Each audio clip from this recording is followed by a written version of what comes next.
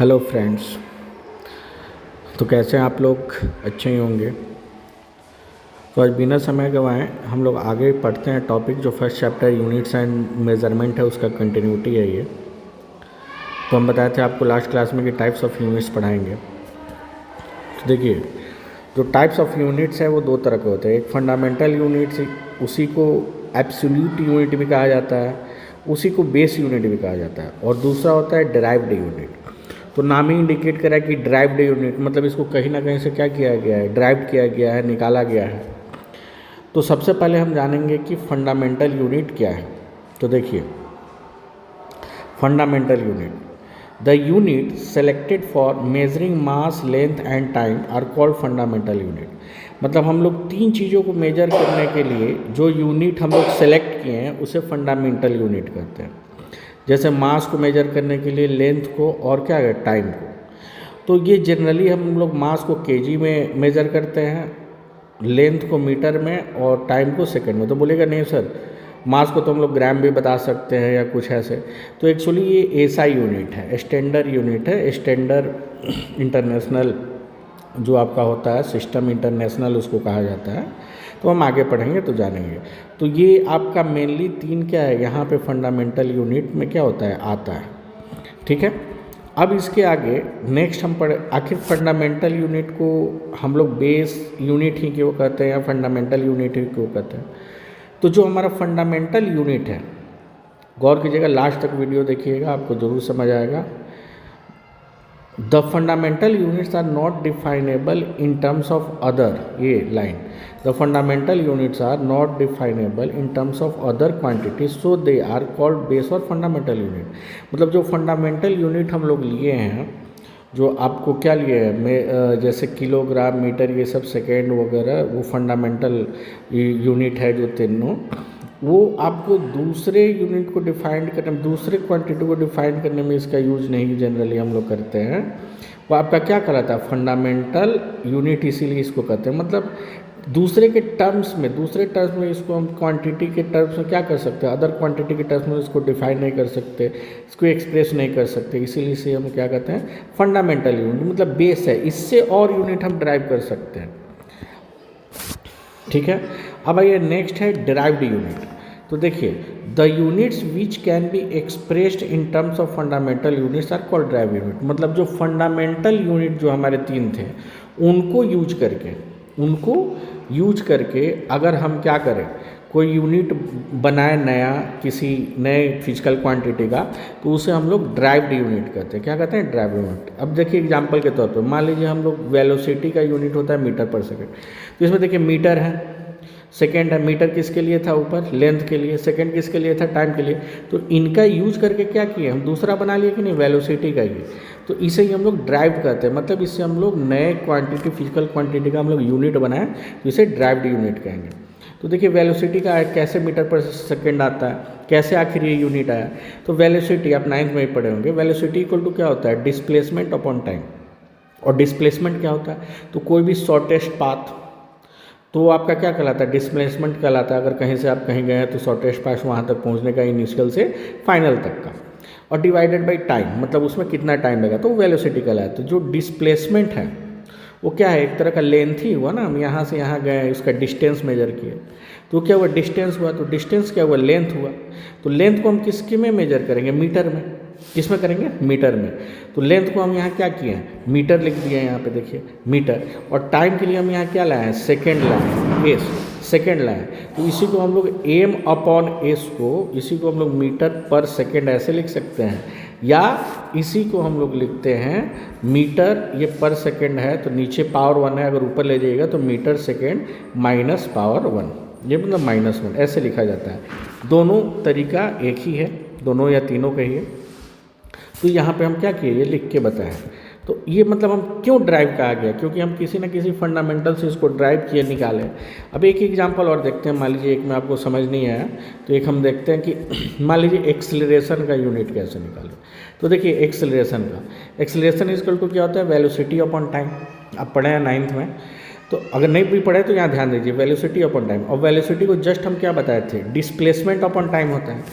तो वेलोसिटी को हम क्या किए, अगले टर्म में अगले डिस्प्लेसमेंट अपन टाइम लिख दिए, और ये टाइम यहाँ पे रहा, मतलब 2 टाइम आ गया, लेकिन ये पूरा टाइम इस पूरे ऊपर वाले को डिवाइड कर रहा है। तो मैथ का रूल आप पढ़े होंगे, ये डिवाइड किया तो ऐसे पलटा, तो यहाँ नीचे आ गया टाइम इनटू टाइम।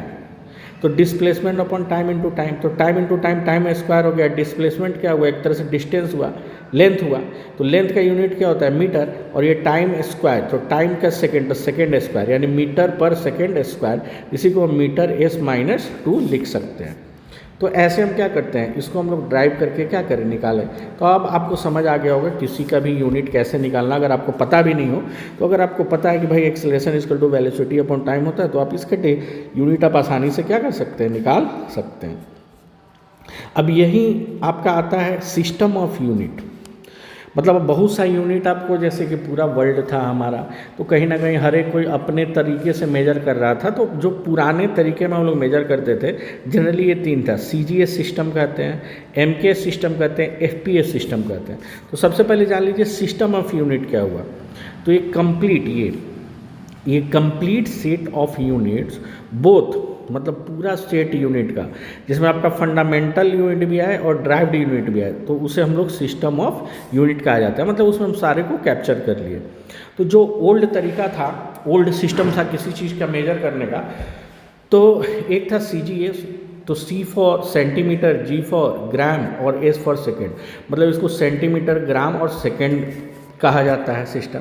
इसी तरह दूसरा आया MKS, मतलब मीटर, किलोग्राम और सेकेंड, इसे क्या कहा गया, मीटर, किलोग्राम और सेकेंड, इसको MKS कहा जाता है। फिर तीसरा आपका FPS, foot, pound, second. F for क्या हुआ, फुट, P फॉर क्या होगा, पौंड, और S फॉर क्या हो गया, सेकेंड, फुट, पौंड, सेकेंड। और चौथा जो आया ये इंटरनेशनल सिस्टम हुआ, SI, मतलब सिस्टम इंटरनेशनल, इंटरनेशनल सिस्टम भी कहा जाता है।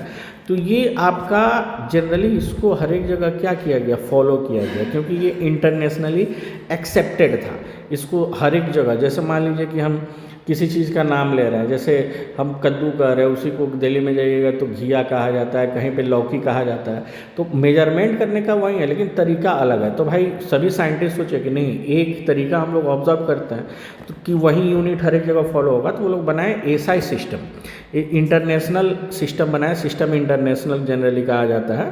तो ये आपका हर एक जगह इसको एक्सेप्ट किया गया कि भाई इसी का मेजरमेंट हम लोग क्या करेंगे, रखेंगे फंडामेंटली। तो जो ये SI यूनिट्स है, जो आपका SI सिस्टम के लिए SI यूनिट आया, मतलब उसमें जितने भी क्वांटिटी थे फिजिकल, सबके लिए हम लोग SI यूनिट लाए, इंटरनेशनली जो एक्सेप्टेड था। तो इसको ये जनरली इंट्रोड्यूस हुआ 1960, मतलब 1960 में। और इसमें हम लोग जनरली 7 बेस क्वांटिटी को रखे, कितने, फंडामेंटल क्वांटिटी को 7। तो भाई, और उसी के बेसिस पे हम लोग आगे कोई भी क्या किए, नया यूनिट या कुछ भी ड्राइव किए। तो 7 फंडामेंटल यूनिट जो होता है, SI यूनिट होता है, वो ये है। उसका हम लोग नाम लिखे हैं, आपको ध्यान देना है, ये नोट डाउन कर लेना है। पहला होता है लेंथ, उसका यूनिट मीटर होता है। यहाँ लेंथ को हम लोग L स्मॉल या कैपिटल L से भी दिखाते हैं, तो यहाँ ब्रैकेट में सबका लिख दिए हैं। और सिंबल क्या होगा, M। उसी तरह मास को mm से दिखाएंगे, किलोग्राम, और सिंबल क्या हो गया, kg, मतलब उसका मेजरमेंट होगा जो यूनिट kg में। इसी तरह टाइम T, इसका यूनिट क्या हुआ, सेकेंड, इसको S से लिखते हैं। इलेक्ट्रिक करेंट I, आप 10th में भी पढ़े होंगे, तो एम्पियर, इसको A से लिखते हैं। टेम्परेचर कैपिटल T से दिखाते हैं जनरली, उसका मेजरमेंट क्या हुआ, इसका यूनिट क्या हुआ, केल्विन, इसको K से लिखते हैं। अमाउंट ऑफ सब्सटेंस, जैसे कोई भी सब्सटेंस, आप मोल 9th में पढ़े होंगे, अब तो आप 11th में पढ़िएगा। तो मोल मतलब कोई भी अमाउंट जो होता है वो जनरली हम लोग क्या दिखाते हैं, मोल से, उसको MOL से दिखाते हैं। फिर आपका ल्यूमिनस इंटेंसिटी, इसको भी हम लोग कैपिटल I से ही दिखाते हैं। इसका जो आपका यूनिट हुआ वो कैंडेला हुआ, इसको लिखते हैं CD। ठीक है, तो आई होप ये आपको अच्छे से समझ आ गया होगा। अब जो है इसके अलावा इन 7 फंडामेंटल आपकी क्वांटिटी के अलावा जो हम लोग है, यूनिट के भी कहिए, क्योंकि उनके लिए वो यूनिट हम लोग यूज कर रहे हैं, तो इसके अलावा दो ऑल सप्लीमेंट्री यूनिट्स आया है। सप्लीमेंट्री मतलब इसके अलावा और दो डिफाइन किया गया है, एक होता है प्लेन एंगल और दूसरा होता है सॉलिड एंगल। तो प्लेन एंगल का जो हम लोग यूनिट मेजर करते हैं वो रेडियन में करते हैं, और सॉलिड एंगल का जो करते हैं वो स्टेरेडियन में करते हैं। तो इसको हम लोग रेडियन को RAD लिखते हैं और इसको SR लिखते हैं, ठीक है। तो ये जो अब आपको डाउट आया होगा कि सर प्लेन मिड एंगल क्या है और सॉलिड एंगल क्या है, तो इसके लिए हम लोग अब नेक्स्ट क्लास में मिलेंगे। आप लोग प्लीज़ इस वीडियो को ज़्यादा से ज़्यादा शेयर कीजिए, और कोई भी डाउट हो आप हमसे डायरेक्ट करके पूछ सकते हैं, ईमेल करके, कमेंट बॉक्स में, और इसको पूरा देखिए। आप ज़रूर कुछ ना कुछ अच्छे से सीखिएगा, और मिलते हैं नेक्स्ट क्लास में जहां हम आपको एक्सप्लेन करेंगे प्लेन एंगल और सॉलिड एंगल क्या होता है, और आगे की टॉपिक फिर पढ़ेंगे। Thank you so much, take care, bye bye.